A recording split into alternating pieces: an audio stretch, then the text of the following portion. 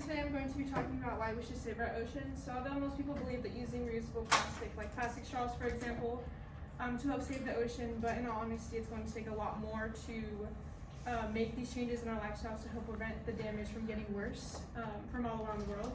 I'm sure you've seen on all social media platforms that propaganda about saving the turtles, using plastic straw or metal straws, and use reusable bottles. If you don't start making these changes the way we live our lives to reduce plastic waste, then it's going to be too late to make our changes. So I'll be talking about how much damage we've done, how our lifestyles affect the wildlife, and then as well as what steps we need to take in order to reverse our mistakes. So as we know, it only gets worse from here. If we change our lifestyles to help the economy, we need to make dramatic changes in what we do in our everyday lives. As a society, we use a ton of plastic in our everyday lives, even in things that you wouldn't even expect. So the amount of plastic we use in our daily, or on the daily, is becoming so harmful to the oceans, and scientists are finding traces of it in the middle of the ocean where there's no islands or no boats passing through. The garbage is way too deep to sit on the bottom of the floor, so if we were to drag nets through and pick all these items up, they would probably also pick up different species. So a product that you would never expect we use in our everyday lives are like face wash, toothpaste, and other beauty products. So these plastics are called microbeads. So people think that exfoliating with face washes that have microbeads in them, think it's helpful to make, washes for body soaps are helpful to make it a better product, but it's the complete opposite. These beads are not biodegradable, and so they either stay on the ground, either stay on the water or on the ground forever. So all the times, it's a way to clean the ocean where it can be incredibly toxic. So not only are we damaging the ocean by using simple products, we're also doing the damage by not recycling items, using recycling bins, and items like reusable water bottles. So all these items are drifting through the ocean and getting stuck in convergence zones, I think that's how you say it. So all these items are drifting to the convergence zones, where it's basically warm water in the Pacific links to the cold water from the Arctic. So the Great Pacific Patch is actually the biggest one, and it's between Hawaii and California. And then these garbage patches are just basically massive amounts of plastic just build up into one lane, basically. So these plastics end up getting worn down and eventually turn into small microplastics that won't be fully biodegradable. So that way we live our lives now is only affecting us, but it's also seriously hurting our aquatic life. So most people have seen videos of fishermen, I'm sure on TikTok, of people trying to get nets and use it and drag in the water to get plastic. And usually if they see a hurt animal, they will try and help it and it happily swims away. But what about all the other animals that aren't able to find help? And they usually end up dying because they didn't receive any. So according to oceanconservancy.org, plastic has been found in more than 60% of all seabirds and in 100% of sea turtles that mistake food for plastic. So one of the most well-known animals affected by this are turtles. So the sea turtles begin consuming plastic the day they are hatched. So when they get into the water, they drift right with the current and where all the plastic products are. So according to New York Times, 6 of the 7 species of sea turtles are considered threatened.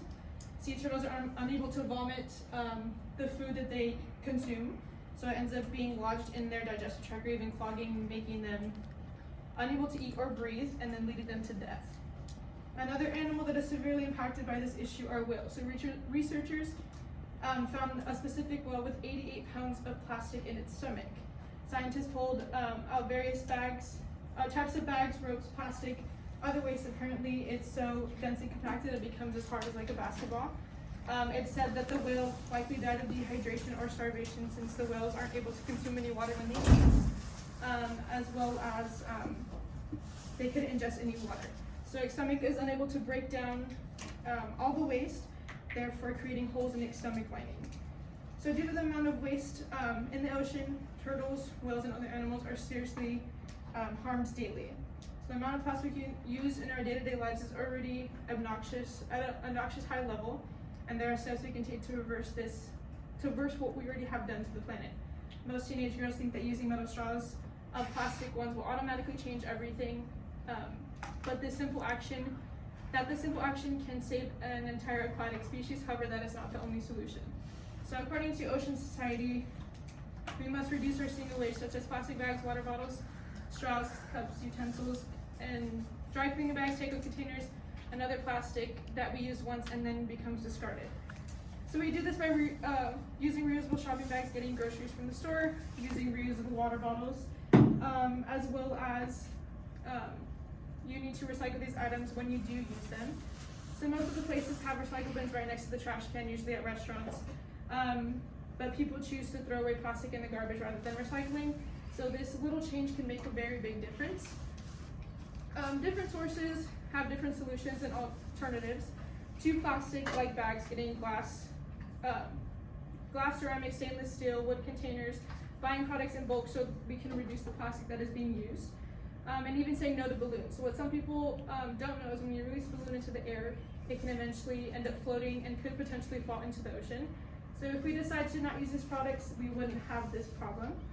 So to conclude, the plastic is not only hurting our wildlife, everyone needs to start recycling all plastics that they use more so we can refuse to buy a product that contains microbeads in them. So we've already done enough damage to the planet by not using these products. Also not recycling by using simple plastic items. So this is seriously affecting our wildlife. So everyone needs to start recycling and using reusable items so one day we can ruin these things to the point where we don't have any way to fix it. So why not make the change now? So how do you feel that one day if you go out for a swim but the ocean is too contaminated that you can no longer go in the water and see any of the animals that you love so much, like turtles, dolphins, seals, that are also affected by this issue? So now that you have an idea of what is happening, we need to start to make changes. So we can try and look for volunteer work and picking up trash from the oceans to not make the situation worse. I found this donation site called oceanconservatory.org where you're able to donate and help the oceans further damage. If you were to click this, it gives you like a rundown of all of what they need. You can just click this, I will make a donation. And you can type in all your information and it's just as simple as that. But yeah, thank you.